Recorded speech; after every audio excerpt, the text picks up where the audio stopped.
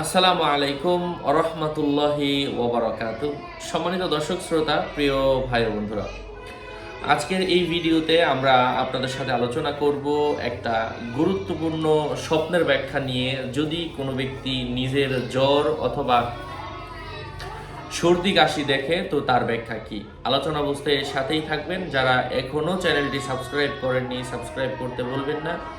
Verify চ্যানেলের description বক্সে click করলে পেজ এবং আইডি আসবে। এটা ছাড়া আলাদা অন্য কোনো পেজ নেই, আইডি নেই, ইমো নেই, হোয়াটসঅ্যাপ নেই, টিকটক নেই। নাম ছবি দেখে বিভ্রান্ত হওয়া যাবে না।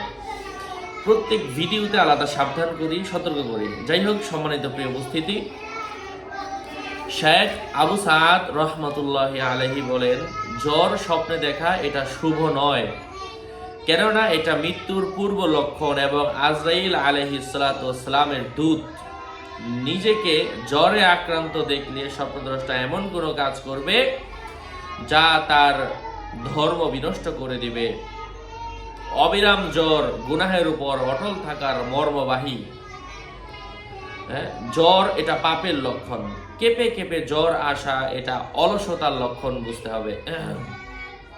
প্রবল তাপমাত্রার অবিরাম জ্বর দেখলে স্বপ্নদ্রষ্টা অন্যায়ের দিকে তাড়াহুড়া করবে। স্বপ্নে কোনো মানুষ যদি দেখতে পায় যে তার জ্বর এবং ঠান্ডা একসাথে আছে, এই স্বপ্ন দেখার অর্থ হচ্ছে স্বপ্নদ্রষ্টা জটিল কোনো বড় ধরনের রোগে আক্রান্ত হওয়ার সম্ভাবনা রয়েছে। যাই হোক, আশা করছি বুঝতে পেরেছেন। আরও আপডেট পেতে সাথেই থাকবেন। এই বিষয়গুলো নিয়ে একাধিক ভিডিও আছে। আপনাদের মঙ্গল এবং দীর্ঘায়ু কামনা করে এখানেই শেষ করছি। আসসালামু আলাইকুম রহমতুল্লাহি ওয়া বারাকাতুহু।